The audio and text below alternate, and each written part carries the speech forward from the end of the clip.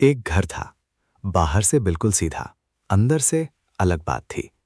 मीना उस घर में आई थी 20 साल की उम्र में, दुपट्टा ठीक करते हुए, हाथ जोड़े हुए, आंखों में वो सपने लिए हुए जो नई दुल्हन की आंखों में होते हैं। सास का नाम था शारदा। शारदा ने पहली बार मीना को देखा तो एक बार मुस्कुराई, सिर्फ एक बार। उसके बाद वो मुस्कान कभी नहीं आई। पहले हफ्ते शारदा ने बहू को सुबह 5 बजे उठा दिया। चाय बनाना, पोछा लगाना, कपड़े निकालना मीना ने किया बिना कुछ बोले। दूसरे हफ्ते शारदा ने अपने बेटे विक्रम से कहा, धीरे से, रात को, ये लड़की काम में मन नहीं लगाती, देख रहा है ना। विक्रम ने सुना। फिर मीना से कहा, माँ थोड़ी स्ट्रिक्ट है, एडजस्ट कर लेना। मीना ने सर हिला दिया। पहला साल गुजरा।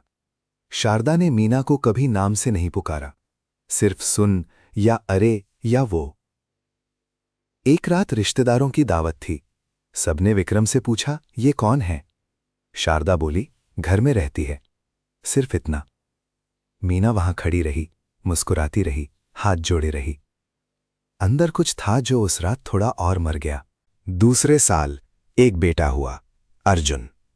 शारदा की आंखों में पहली बार असली खुशी आई। लेकिन वो खुशी मीना के लिए नहीं थी, वो खुशी अर्जुन के लिए थी। और अर्जुन सिर्फ शारदा का था। ऐसे रात को जब अर्जुन रोता था, शारदा खुद उठती थी, मीना को हटा के। मुझे सोने दे, मैं संभाल लूंगी। मीना अपने ही बेटे को रात भर उठा के बैठ जाती और शारदा उसे ले जाती अपने कमरे में, दरवाजा बंद। एक रात मीना ने दरवाजा ठोका। माँ जी, अर्जुन भूखा है, मुझे। दरवाजा नहीं खुला।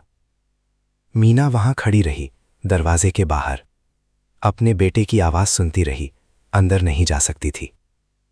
वो रात मीना को पूरी जिंदगी याद रही। तीसरा साल। विक्रम की तबीयत बिगड़ने लगी। डॉक्टर्स आते थे, दवाइयां आती थीं। घर में एक अलग तरह की खामोशी आ गई थी। एक दिन शारदा ने मीना को बुलाया, अकेले। सुन, विक्रम को तकलीफ हो रही है। तू यहां रहती है तो घर में टेंशन रहती है, तो कुछ दिन अपने मायके चली जा, मैं संभाल लूंगी उसे। मीना ने सुना, फिर बोला, माँ जी, मेरा पति है वो, मैं। शारदा ने हाथ उठा दिया, वो मेरा बेटा पहले है, तो अपने घर जा। मीना गई नहीं। रात को विक्रम के पास बैठी रही, हाथ थामे रही। एक रात विक्रम ने मीना का हाथ पकड़ा। बहुत कमजोर था वो तब। मीना, हाँ, मां का ख्याल रखना, चाहे कुछ भी हो। मीना की आंखें भर आईं, कुछ नहीं बोला, बस सर हिला दिया। विक्रम चला गया। घर में एक अलग खालीपन आ गया। रिश्तेदार आए, 3 दिन रहे, फिर चले गए। शारदा की बहन आई 1 दिन के लिए, बोली, कोई तकलीफ हो तो बताना। घर जाके उसके दिन भी थे। शारदा की जिठानी आई 2 घंटे के लिए, 4 फोन कॉल्स उनके, फिर निकली। देवर आया, रात का खाना खाया, सुबह उठा, चला गया। सब चले गए, सिर्फ मीना रही और अर्जुन। शारदा ने पहले महीने में मीना से कुछ नहीं बोला। फिर दूसरे महीने में अर्जुन के सामने शारदा ने कहा, अर्जुन, तेरे बाप को तेरी मां की वजह से तकलीफ हुई। ये घर में टेंशन बना के रखती थी, इसीलिए तेरे बाप को ऐसा हुआ। मीना वहां खड़ी थी, खाना लेते हुए। हाथ रुक गए। अर्जुन छोटा था, 6 साल का। उसने मां को देखा, फिर दादी को। कुछ नहीं बोला। लेकिन उस दिन के बाद अर्जुन कभी कभी मीना से दूर खड़ा रहता था। वो दूरी, वो मीना को ज्यादा मार गई, किसी भी ताने से ज्यादा। महीने बीतते गए। शारदा की तकलीफ जरूर थी, लेकिन क्रूएल्टी नहीं गई।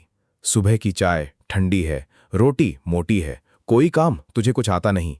मीना सुनती रही, करती रही, कभी वापस नहीं बोली, क्योंकि एक प्रॉमिस था, एक कमजोर हाथ था, एक रात थी।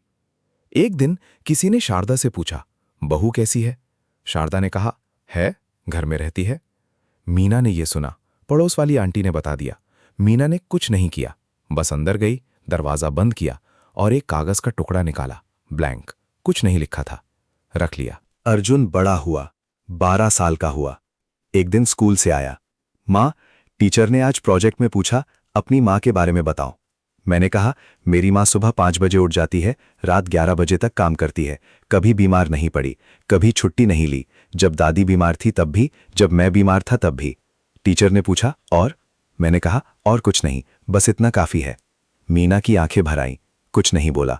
फिर वो दिन आया। शारदा सुबह उठी, एक तरफ का हाथ नहीं उठा, आवाज आधी थी। Doctor, ambulance, stroke. शारदा की बहन, 1 हफ्ते बाद आऊंगी। जेठानी, कोशिश करूंगी। देवर, फोन पर बात करता हूं। मीना ने फोन रखा। फिर हॉस्पिटल के फॉर्म में लिखा, केयरटेकर का नाम मीना। 3 महीने। शारदा बेड पर थी। मीना सुबह 4 बजे उठ जाती। दवाई, नाश्ता, एक्सरसाइजेज, हाथ पैर हिलाओ।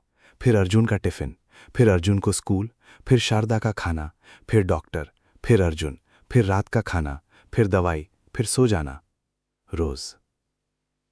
शारदा ने कभी शुक्रिया नहीं कहा। लेकिन एक दिन शारदा की आंखें भर आईं, अचानक, मीना का हाथ पकड़े हुए, एक्सरसाइजेस के लिए। आंखों का मिलना हुआ। शारदा ने कुछ बोलना चाहा, आई नहीं आवाज। मीना ने कुछ नहीं किया, हाथ पकड़ के एक्सरसाइजेस जारी रहीं। 4था महीना। शारदा थोड़ी बेहतर बैठ सकती थी। एक रात अर्जुन सो चुका था, घर खामोश था। शारदा ने धीरे से, बहुत धीरे से बोली, तू क्यों नहीं गई? तो क्यों नहीं चली गई? इतने साल मैंने तुझे कुछ नहीं दिया, कुछ भी नहीं। मीना खामोश रही।